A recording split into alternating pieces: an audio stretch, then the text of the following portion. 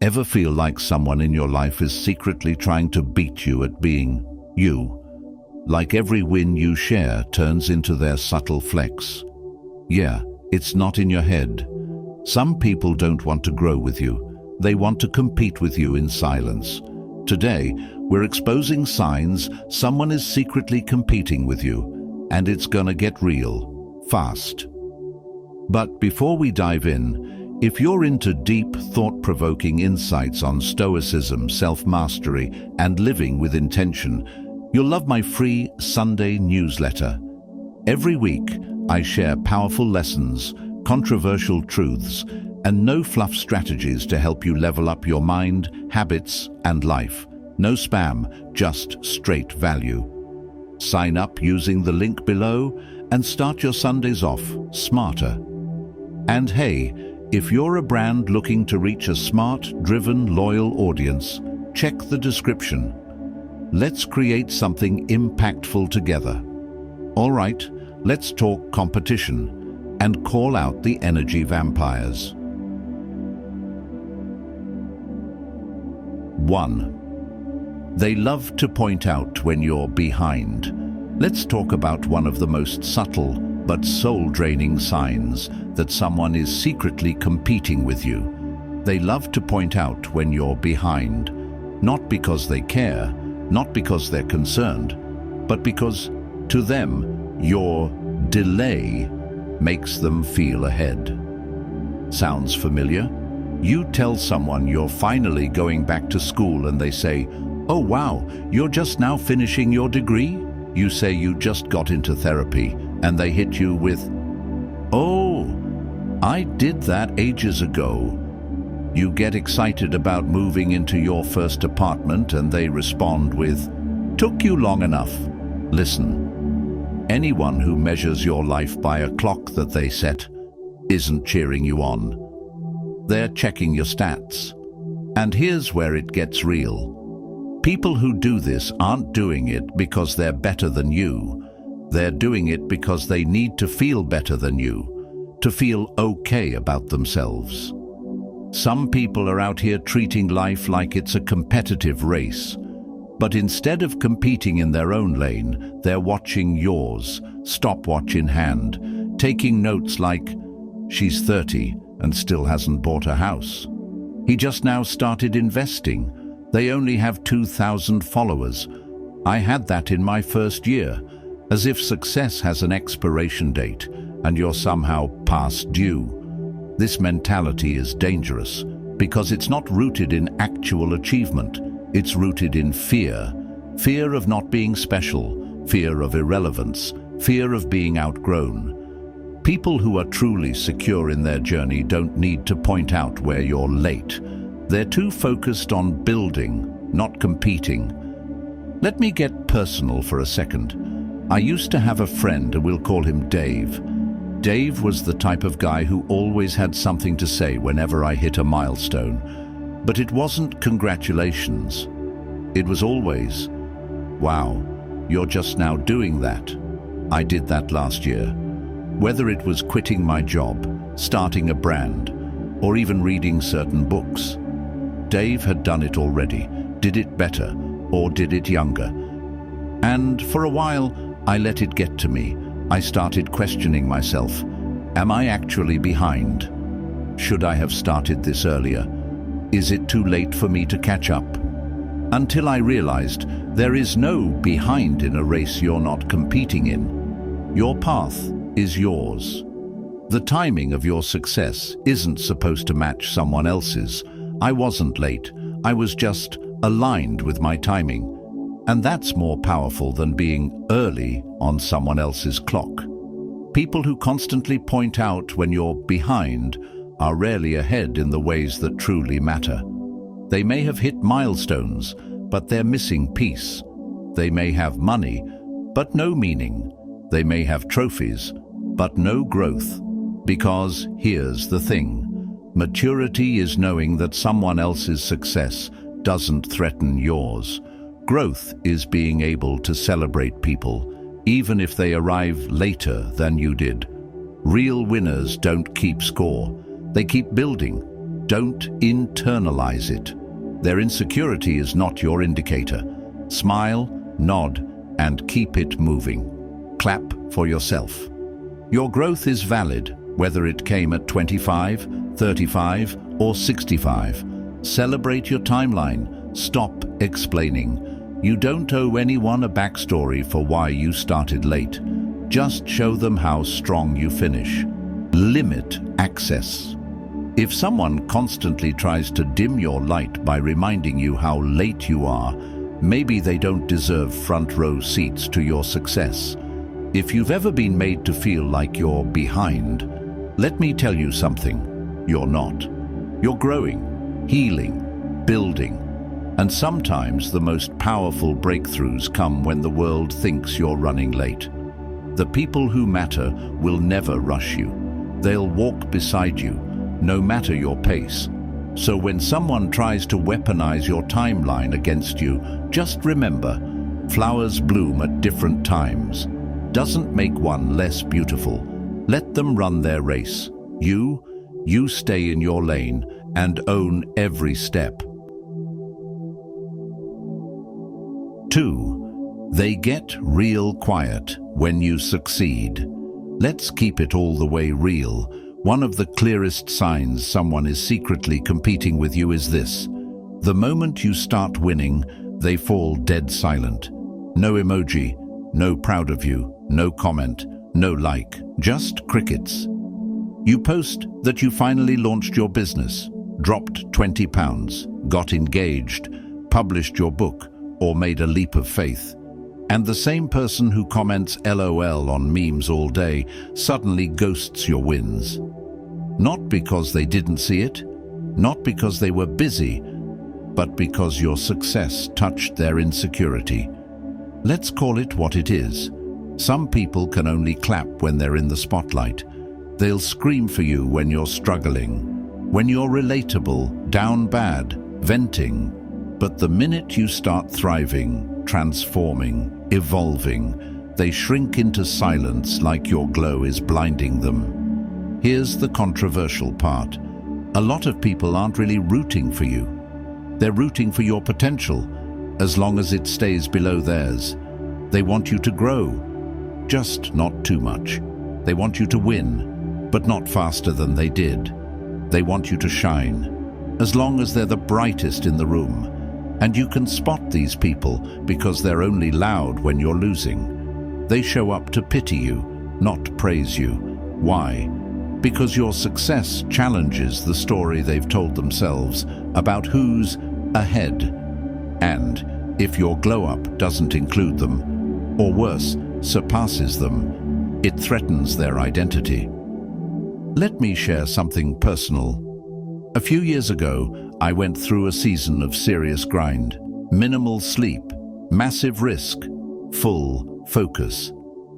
I finally hit a turning point. I launched something I'd worked on for over a year. It was a moment that felt like a breakthrough, not because it was flashy, but because I knew what it cost me. I shared it online, a soft, humble post, no flex, no brag, just gratitude, and guess what? A friend, someone who used to call me inspiring, who used to vent to me about how we're in this together, said nothing. Not even a one-word reply. Not even a reaction. They saw it.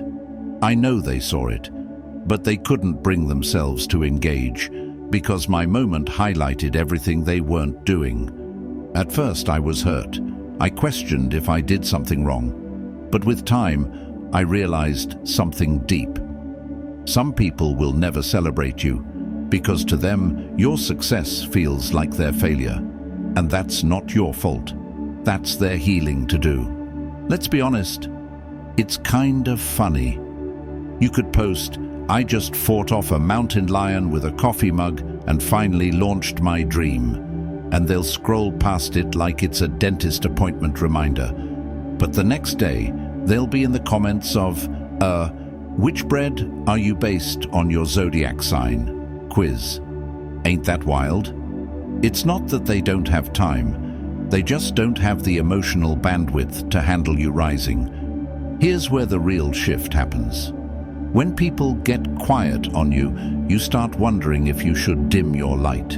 You start editing your joy, softening your story, minimizing your blessings, all to stay relatable. But that's a trap. If someone's love for you is based on your struggle, it's not love. It's superiority disguised as support. Don't fall for it.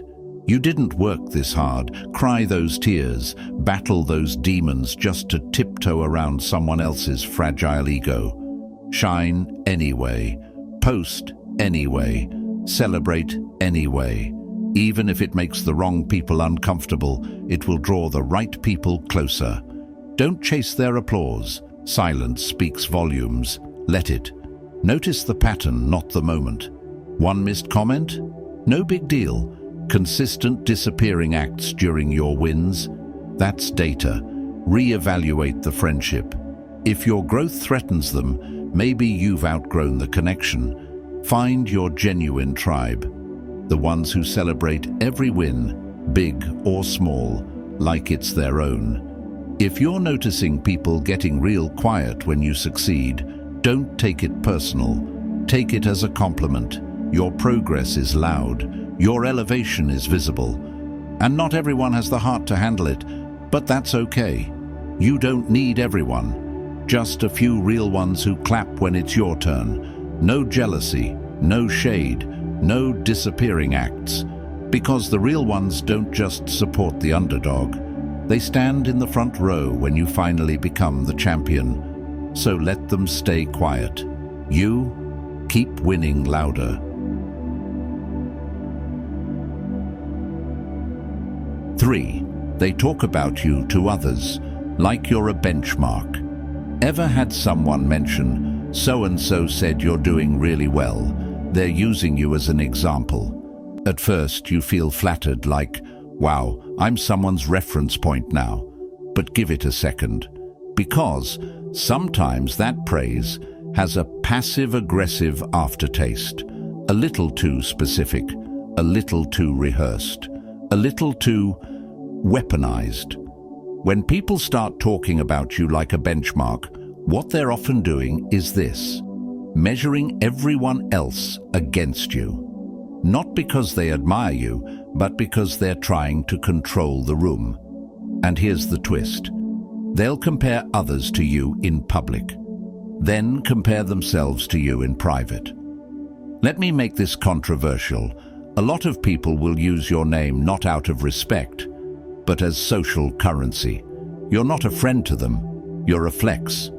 You're the name they drop when they're talking to their cousin, their coworker, their ex, or their new date. Well, my friend Jordan started his business at 25, so you should see what my friend Tasha's doing. She runs 5 miles every morning. My boy Rob just bought a house.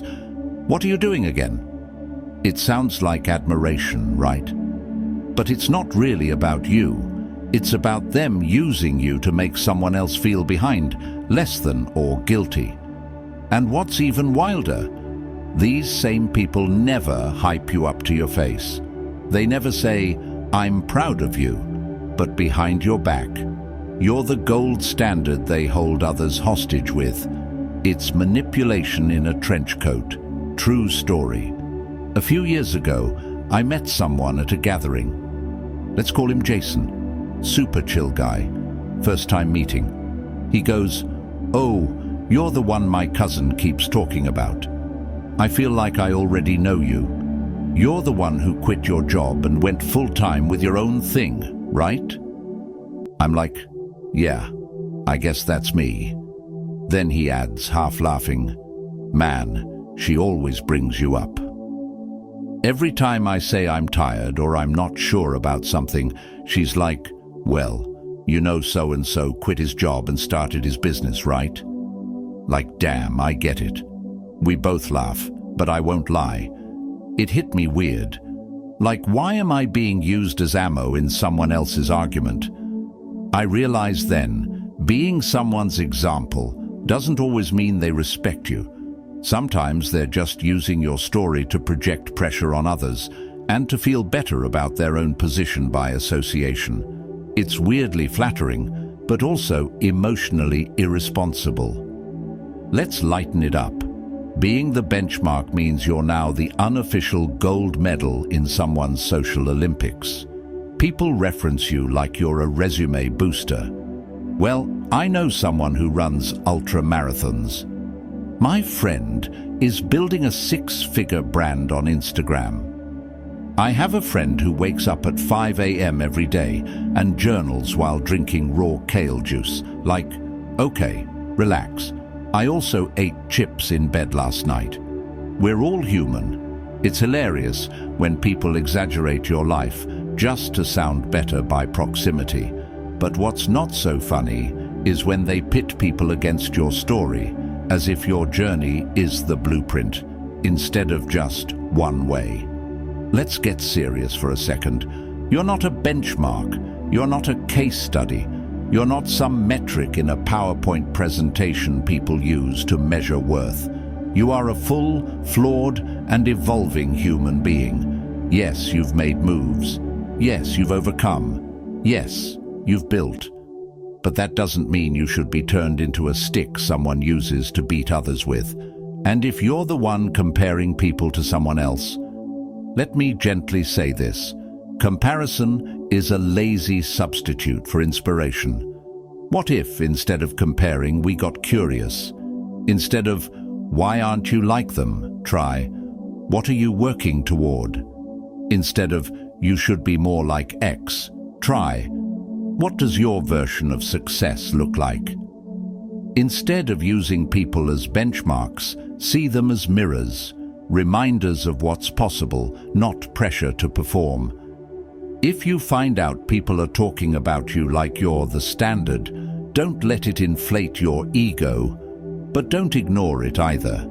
That kind of talk reveals what's really going on in your circle. Who's admiring you? Who's using you? And who's competing with you by complimenting you sideways? Stay kind. Stay grounded. But keep your ears open, because when people talk about you like you're a benchmark, you've become something powerful, undeniable. And that, my friend, is both a blessing and a responsibility.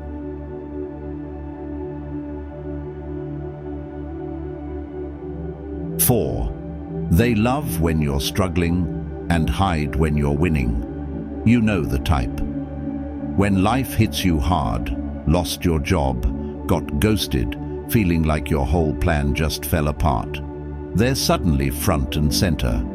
Hey, I'm here for you. Let me know if you need anything. I totally get what you're going through, but the moment you're on an upswing, new relationship, promotion, healing, happiness, peace, poof, they go full Houdini. No likes, no texts, no, you got this, just radio silence. Let's call it what it is, emotional vultures. I know that sounds harsh, but let's be real. Some people feed on your struggle because it makes them feel better about their own stagnation. Your rock bottom is their comfort zone. Your pain makes them feel less behind. Your crisis gives them purpose, not to lift you, but to watch from a higher perch. Because when you're broken, they can play savior. But when you're whole, they feel small. I'm here for you quickly turns into you've changed once you stop needing their validation and start building your own success.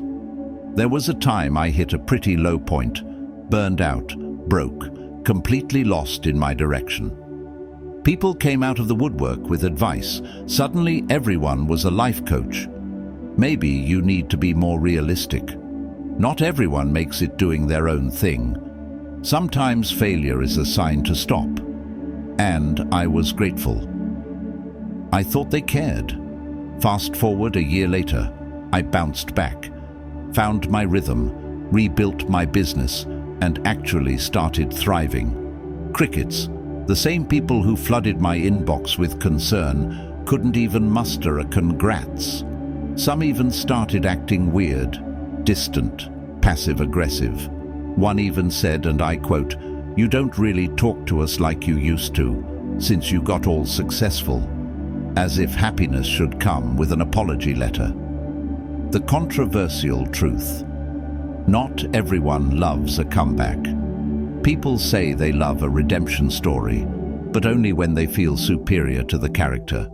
The second you rise above your pain and start making moves, they either downplay your progress, must be nice, make it about them, I'm just in a different place right now, or pretend they didn't notice you won at all, because your glow-up confronts them with their own excuses. It's easier for them to keep you in a familiar box, the struggler, the one who needed them, the one they could advise, pity, or even quietly judge. Once you evolve beyond that image, you threaten the narrative they've built about you and about themselves. Look, let's laugh a little. It's hilarious how some folks suddenly take a break from social media the exact week you win something major. "Oh, I didn't see your post." Sure, Karen, you were liking memes 10 minutes ago. Or the classic, "I was gonna message you, but you looked so busy." Translation, your joy made me uncomfortable. It's like your happiness is a direct inconvenience to their routine schedule of subtle jealousy and unspoken competition. And if you're really winning, you'll get the "you changed" card. You didn't change. You just stopped losing, and they don't know how to relate to that. Here's the truth that changed my life. Pay attention to who claps when you win, not just who listens when you cry. Because some people only feel connected to you when you're vulnerable, broken, or relatable. They don't want the full version of you, just the version that doesn't threaten them, but real love, real friendship, real loyalty. It shows up consistently, not just when you're struggling. It celebrates you publicly and privately. It doesn't flinch when you're shining. It reflects that light right back at you. I used to chase those people. Now, I let them walk. Because if someone can only stomach your presence when you're losing, they don't deserve to witness your win. Don't dim your light to keep people comfortable. Don't fake being lost so someone else can feel found. If your success makes them disappear, you didn't lose a friend, you lost a leech. And trust me, your tribe, the real ones, they're not watching from the sidelines. They're in the arena with you, cheering, celebrating, evolving with you. So stop mourning the silence of the insecure. Start celebrating the presence of the aligned.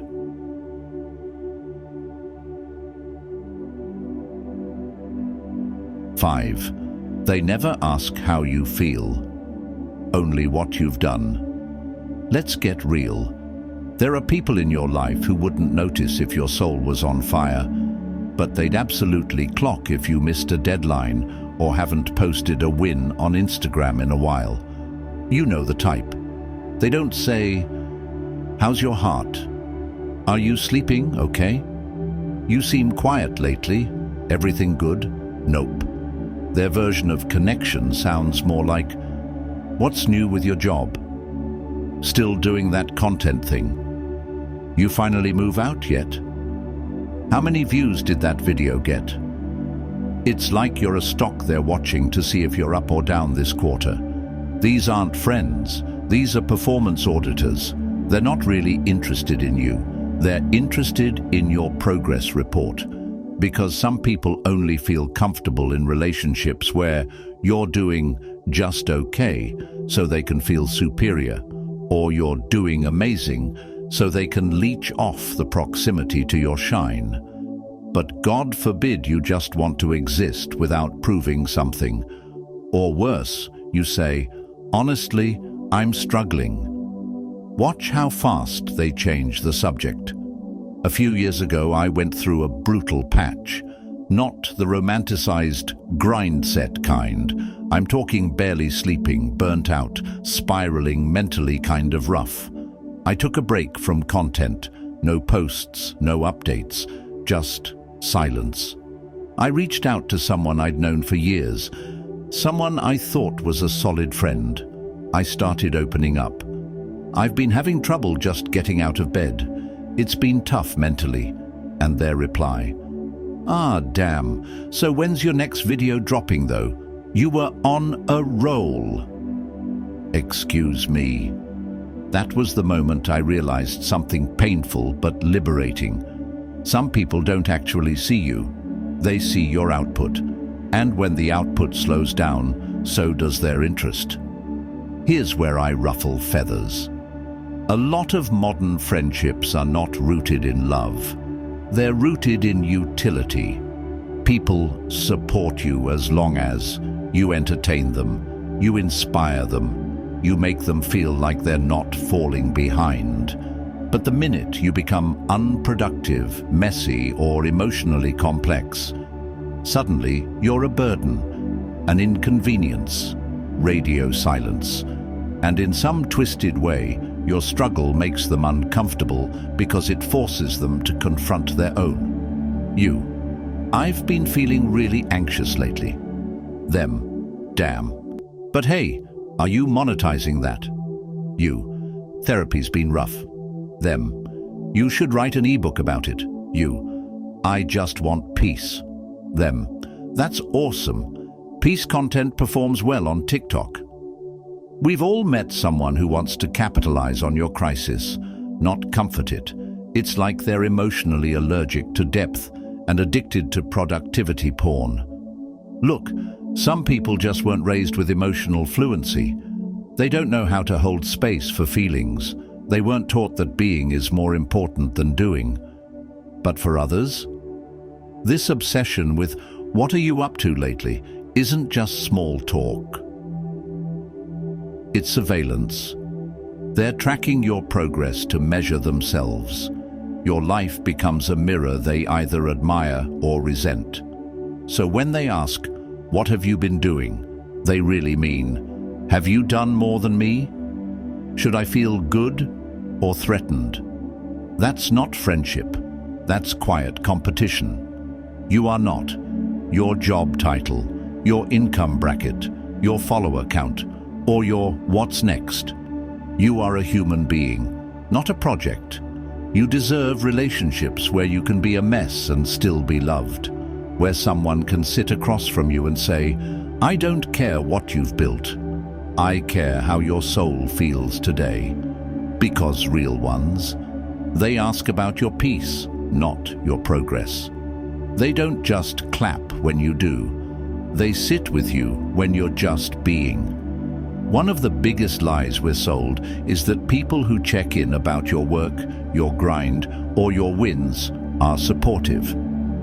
Sometimes that's true, but often it's just surface-level curiosity posing as care. If they never ask, "How's your heart? Are you okay? Do you feel fulfilled or just busy?" then don't mistake their questions as love. It's not love. It's monitoring, and you don't owe anyone a progress report, especially when your soul needs rest, not results.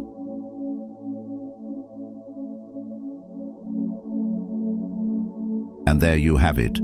Signs someone might be secretly competing with you, masked as support, curiosity, or even friendship. Listen, I'm not here to make you paranoid, but I am here to make you pay attention, because emotional clarity is the first step toward protecting your peace. Let this be your reminder.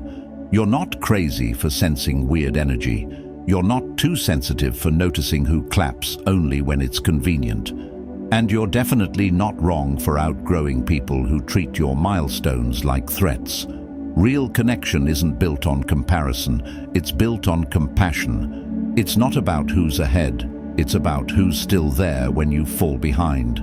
If this resonated with you, don't just watch and scroll, share it. Send it to that one person who knows, or maybe needed to know. And hey, if you're someone who loves unpacking deeper truths about relationships, human behavior, and leveling up your inner world, Make sure you hit that like button, subscribe, and turn on notifications.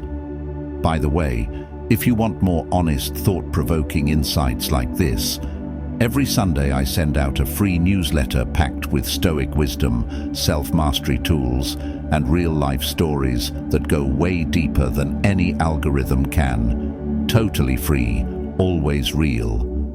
The link to sign up is below. You won't regret it. And if you're a brand that believes in meaningful content and wants to partner with someone who values depth and impact, my email's in the description. Let's build something powerful together. Until next time, take care of your energy and stop shrinking to keep others comfortable. Peace.